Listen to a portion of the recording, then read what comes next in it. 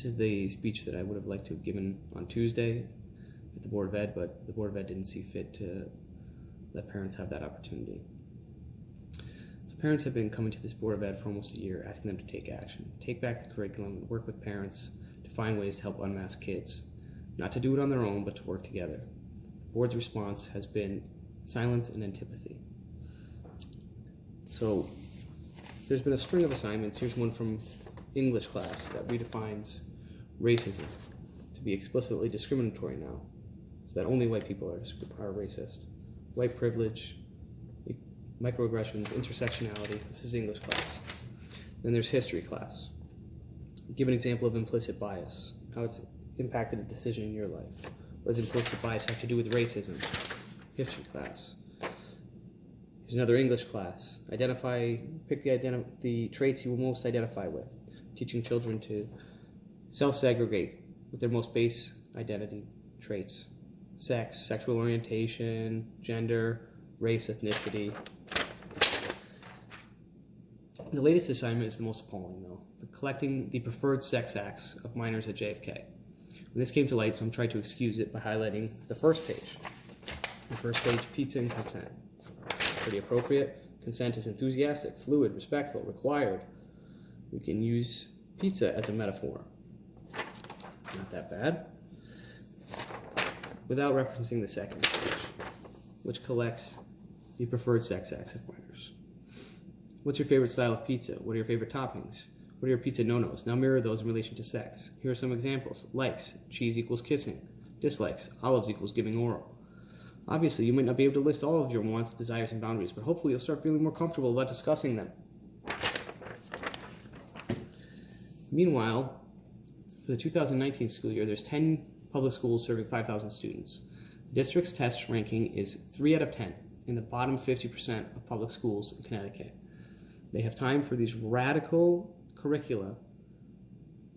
Meanwhile, their test scores have fallen since the 2010 year. They ranked 98th out of 200. In 2019, 153rd. How far do you think we've fallen since this board continues to promote these radical curricula, since we haven't tested? Now the board is seeking to shut out the public, just as they seek to vote on entrenching the policies that produce this. The board was set to vote, and many parents emailed to ask the board not to vote until guardrails could be put in place to stop this from happening. They emailed revisions to the policies that could help.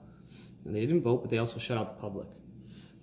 Mrs. Pickett referenced this latest assignment and said, the second page was posted in error. The actual assignment was modified and not delivered as you have posted. Before posting and spreading information, I encourage you to reach out to central office. Some parents did reach out to central office, and they got a very different answer. The incorrect version, as opposed to the revised version of this assignment, was mistakenly posted on our grade 8 curriculum page and was inadvertently used for instruction to grade 8 health classes. Our GPI scores, the CT minimum is 75, and field science 66, math 59, English 64. These are just the assignments that parents are finding out about. What don't we know? While our students' education is plummeting. I think this board should know just how many parents are deeply troubled by what is happening in Enfield schools. I've had many parents express these concerns, but they also fear coming to meetings to speak publicly. I want to speak to these parents for a minute. Your concerns and questions are valid, even if they're not validated by this board. These assignments are real and they're becoming more prevalent. The way I see it, you have several options. Keep your kids in Enfield schools and pray for the best. Admittedly, this is not an ideal strategy, but some may be forced into it. 2, find a path out of Enfield into a community that protects their children from these insane radical curricula and puts the trust of the community first. 3, come to these board meetings, if they'll let you, and fight for your kids. Email, call, do anything you can. This is getting worse, not better. 4, homeschool. I was skeptical of homeschooling at first, but it is one of the absolute greatest blessings that God has provided to our family. It allows kids to engage in interest-based learning. They get to learn the value of being autodidactic. They get to learn independent thinking and independent research skills. How to read primary historical documents instead of manicured compendiums. They also get to breathe without masks. And they don't have to engage in the most massive Milgram experiment ever assembled. They get to smile and play and learn as kids should. This board will not protect your children.